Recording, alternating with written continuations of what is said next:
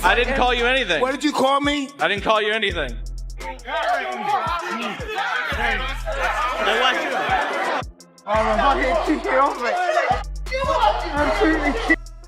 What did you call me? I didn't call you anything. The tension just hit a whole new level between Mike Tyson and Floyd Mayweather. When these two legends finally came face to face, the intensity was real and you could feel it through the screen. But let's move past the theatrics and talk about what's actually happening behind the scenes. The training footage coming out of both camps is revealing two completely different game plans.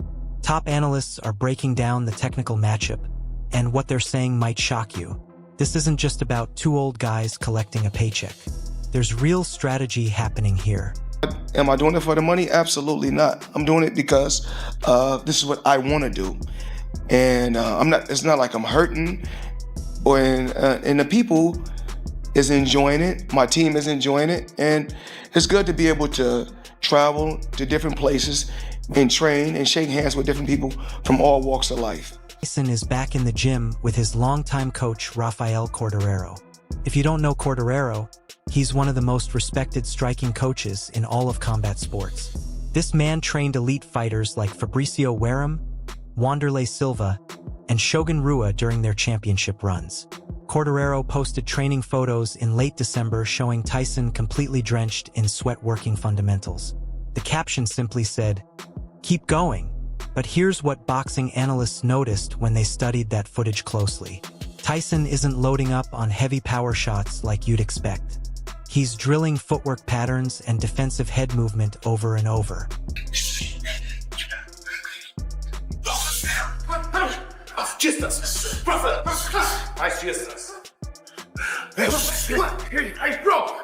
Nice one, Mike. Nice one, Mike. Nice one,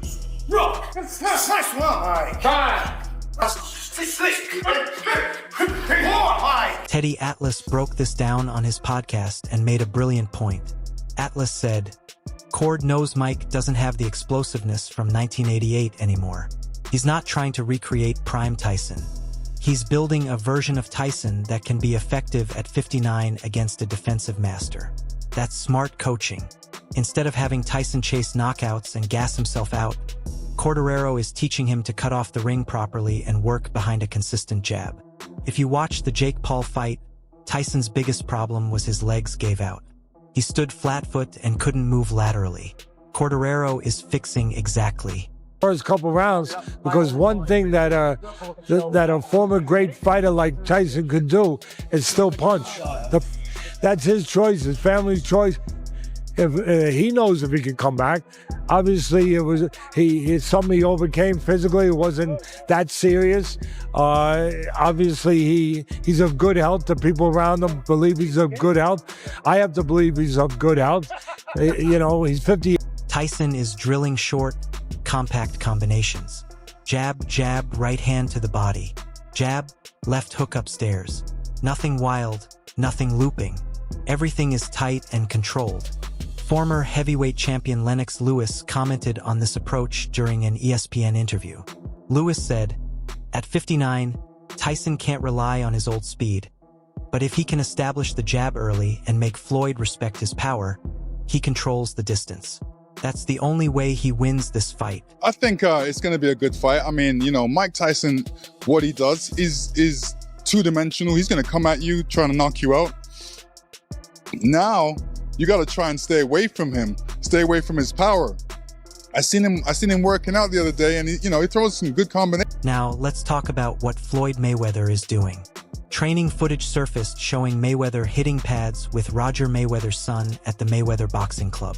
The footage is only about 90 seconds long, but it tells you everything. Floyd's hand speed still looks incredible. His jab has that same snap it always had. He's throwing 6 and 7 punch combinations on the pads with perfect rhythm. Commentator Al Bernstein watched this footage and said, "Mayweather at 49 still moves better than 90% of active fighters. His muscle memory is still there."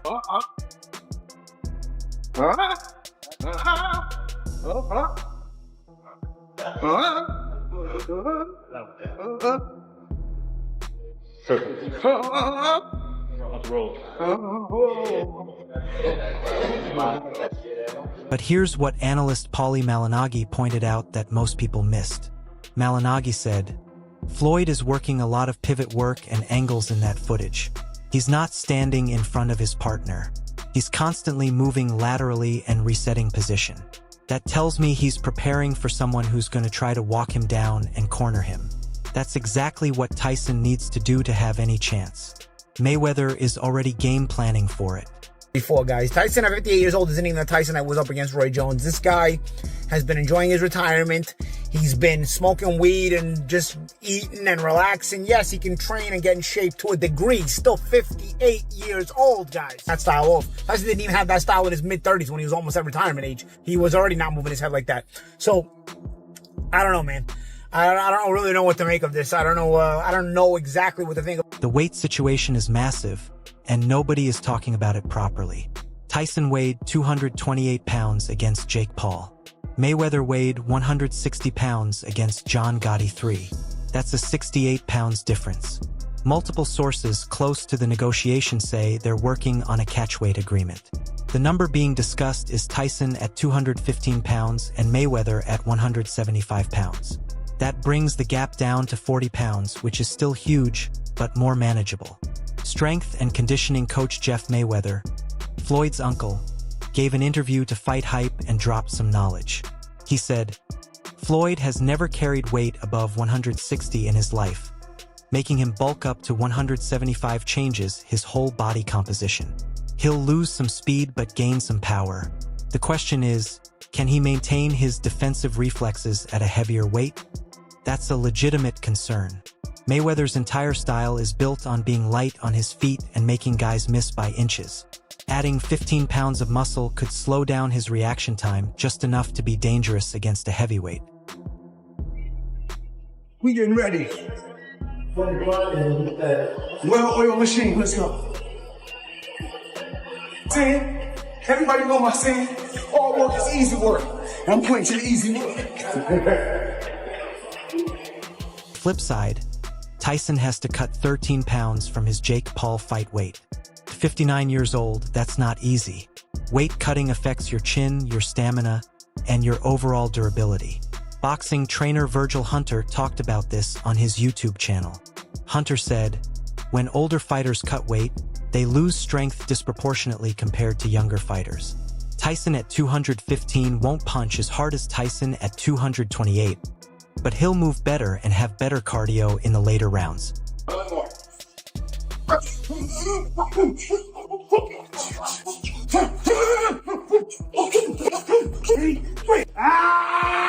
Day 3, you still want to me? The rule set they're negotiating is crucial. 8 rounds, 2 minutes each, 14-ounce gloves. Legendary trainer Freddie Roach gave his analysis on this structure. Roach said, 2-minute rounds favor Tyson heavily. He can go hard for 2 minutes, sit down for a minute, then go hard again. 3-minute rounds would kill him. He'd be exhausted by round 4, just like against Jake Paul. The heavier gloves reduce knockout power for both guys, but especially for Tyson. A 14-ounce glove has way more padding than a 10-ounce glove. That extra padding could be the difference between Mayweather getting knocked out or just getting stunned. Are similar. Both really heavy-handed guys, but Tyson's speed is so much more. The explosion of the shot is so much faster and so forth, and he catches a lot of guys you don't really see it coming, and that's why he's I think a little bit of a better puncher. Former champion Andre Ward broke down the tactical battle on his podcast, and it was fascinating. Ward said, Mayweather has to fight a perfect fight. He can't get hit clean even once. Tyson has to fight a desperate fight. He needs to land one big shot in 8 rounds. That's the entire fight in a nutshell. Ward went on to explain that Mayweather's best strategy is to use his jab to keep distance, circle away from Tyson's power hand, and make Mike chase him for 2 minutes every round, tire him out, frustrate him, then counter in the second half of the fight when Tyson's legs are gone. Mayweather measures twice and cuts once. From a business standpoint, he's going to watch a fighter. He'll say he don't watch him, but he'll watch any potential opponent over and over and over. And he has to process, can he do anything with me? how does my skill set line up with his? Can I beat him? Tyson's best strategy, according to Ward, is completely different. Tyson's best strategy, according to Ward, is completely different. Mike needs to cut off the ring from the opening bell, force Mayweather to the ropes, work the body relentlessly, make Floyd carry his weight for 8 rounds. If Tyson can land 3 or 4 clean body shots per round, Mayweather's legs will start slowing down by round 5 or 6. That's when Tyson can start hunting for the head. Trainer Robert Garcia gave a really interesting take on Showtime. Garcia said, "People forget Mayweather has never fought a true heavyweight. Not even close. The biggest guy he ever faced was Canelo at maybe 170 pounds on fight night. Tyson is going to weigh 215 pounds minimum." I mean, Mayweather's gonna make 100, at least 100 million, but that's not a fight. Fuck, that's not a fight. Huh? Dude, it's up to Mayweather. Mayweather wants to go rounds, he could go rounds. Then Garcia made another point. Music said Tyson hasn't fought a pure boxer since Lennox Lewis in 2002. And Music Lewis absolutely schooled him. Floyd is a better boxer than Lewis ever was. If this was 2002 Tyson against 2026 Mayweather, I'd pick Floyd easily. The question is, can 2026 Mayweather still execute his game plan against 2026 Tyson? CompuBox Stats expert Lee Groves did a historical breakdown comparing their punch output at different stages of their careers. Groves found that in Mayweather's last 3 exhibition fights, he averaged 45 punches thrown per round. His connect percentage was still around 43%, which is elite. In Tyson's fight against Jake Paul, he averaged only 18 punches thrown per round. His connect percentage was 28%. Those numbers are terrible. But Groves added context. He said Tyson barely threw punches against Paul because he couldn't breathe. His conditioning was non-existent. If Corderero can get Tyson in shape to throw 35 to 40 punches per round, and if Mike can land 30% of them, that's 12 landed punches per round from a 215 pounds heavyweight. That's enough to hurt Mayweather. The sparring reports are leaking out and they're fascinating. Sources close to Tyson's camp told Boxing Scene that Mike has been sparring with heavyweights who use movement and angles. He's not sparring against guys who stand and trade. He's specifically working against slick movers who make him work to cut off the ring. That's smart preparation. One sparring partner reportedly said, "Mike looks way better than he did before the Paul fight. His legs are responding. He's not huffing and puffing after 2 rounds." Different level of athlete. He trained really hard every single day. The way he moved I never see before.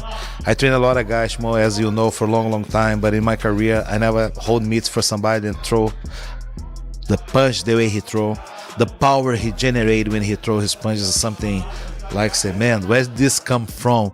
And I'm excited. We have a good begin. We work together for 2 years and a half now. From Mayweather's camp, reports say Floyd has been sparring with bigger guys. The Athletic reported that Mayweather brought in cruiserweights and light heavyweights to simulate the size difference. One source said Floyd is learning to deal with the power differential. He's getting hit with shots in sparring that would never land in a real fight just to get used to the impact. The financial breakdown is also affecting the fight strategy. ESPN reported that Mayweather could earn up to $100 million from this fight when you factor in his promotional cut and pay-per-view points. Tyson is reportedly guaranteed $50 million. With that much money on the line, both fighters have different motivations. Mayweather needs to protect his 50-0 record and his reputation. This is an exhibition, so it doesn't count on his record, but if he gets knocked out or hurt badly, his entire comeback plan falls apart. Tyson needs to look good enough to set up more big money fights down the road. Boxing historian Nigel Collins made an interesting observation. Collins said, "This fight exists in a weird space. It's not fully real, but it's not fully fake either. Both guys have too much pride to not try, but both guys also have too much money on the line to be reckless. The result is probably going to be somewhere in between." The Africa location adds another layer. The Democratic Republic of Congo has never hosted a major boxing event. The altitude in Kinshasa is about 1,000 feet above sea level, which isn't extreme, but does affect conditioning slightly. The heat and humidity in March will be brutal. Both fighters will have to adjust. Former champion Tim Bradley said, "Neither of these guys has fought in Africa. The conditions alone make this unpredictable. Heat affects older fighters way more than young fighters." Prominent trainer Nazim Richardson gave perhaps the most honest assessment. Richardson said, "Here's what's going to happen. Mayweather is going to outbox Tyson easily for the first 4 rounds. Mike will land maybe 1 or 2 shots, but nothing clean. By round 5, Tyson is going to start slowing down. Floyd will take over completely. It'll go the distance, and Mayweather wins a clear decision. That's the most likely outcome based on what we know." UT Richardson added a caveat. He said, "The only way this fight gets interesting is if Tyson hurts Mayweather early. If Mike lands a clean uppercut or left hook in rounds 1 through 3 and Floyd gets wobbled, all bets are off. A hurt 49-year-old Mayweather against a motivated Tyson is dangerous for Floyd." Legendary cutman Jacob Duran, who's worked with both fighters in the past, gave insight into their different mentalities.